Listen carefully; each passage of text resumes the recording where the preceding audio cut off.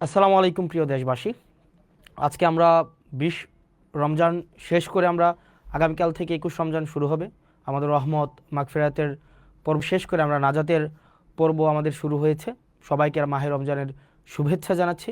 আল্লাহ যেন আমাদের এই 20টা রমজানকে কবুল করে নেয় এবং পরবর্তী 10 রমজানের মধ্য দিয়ে আমাদের যেই আত্মসংযমের পূর্ণাঙ্গ মাহাত্ম্য আমরা অর্জন করতে পারি। তো আজকে আমরা সবার সামনে উপস্থিত হয়েছে আমরা যে ক্লাসের পরিবেশে থাকি। তো ক্লাস নিতে নিতে মনে হয়েছে যে আজকে ক্লাসের আবহাওয়ায় যে আমরা আপনাদের সামনে উপস্থাপন করি আমাদের কার্যক্রম।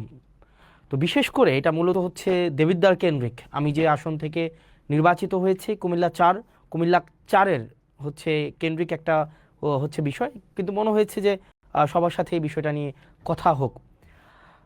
বিষয়টা হচ্ছে যে মানুষ আমাদেরকে অনেক আস্থা নিয়ে নির্বাচিত করেছে, কিন্তু নির্বাচনের পরে মানুষ আসলে আমাদের কাছ থেকে কি ধরনের আমরা তাদেরকে কি ধরনের সেবা দিব, তারা আমাদের কাছ থেকে কি ধরনের সেবা পাবে, অথবা প্রশাসনিক যে কার্যক্রমগুলো চলছে